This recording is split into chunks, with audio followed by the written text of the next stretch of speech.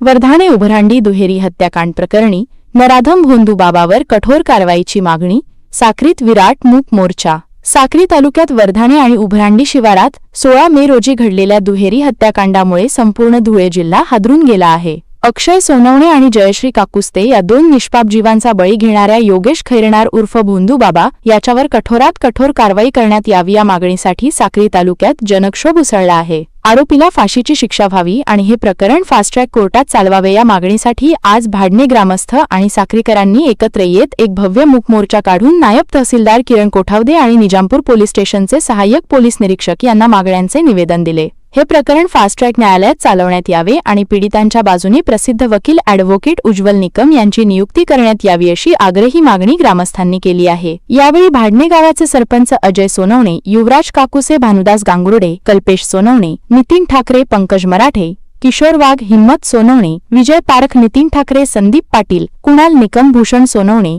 यांच्यासह नागरिक मोठ्या संख्येने उपस्थित होते। या घटनेची संवेदनशीलता पाहता साक्री शहरात कोणताही कायदा आणि सुव्यवस्थेचा प्रश्न निर्माण होऊ नये यासाठी उपविभागीय पोलीस अधिकारी संजय बांबळे, पोलीस निरीक्षक दीपक वळवी आणि निजामपूरचे सहाय्यक पोलीस निरीक्षक मयूर भामरे यांच्यासह मोठा पोलीस बंदोबस्त तैनात करण्यात आला होता।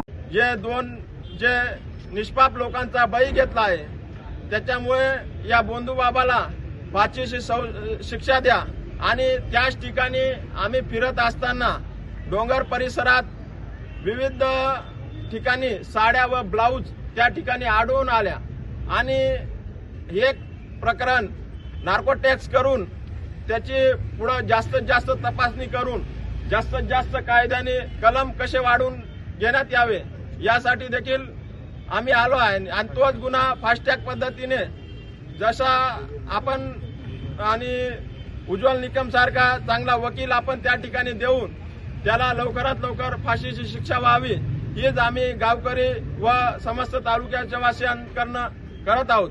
सदरची घटना अतिशय निंदनीय आहे। सदरच्या घटनेबाबत आपण तात्काळ कारवाई करून गुन्हा दाखल केलेला आहे।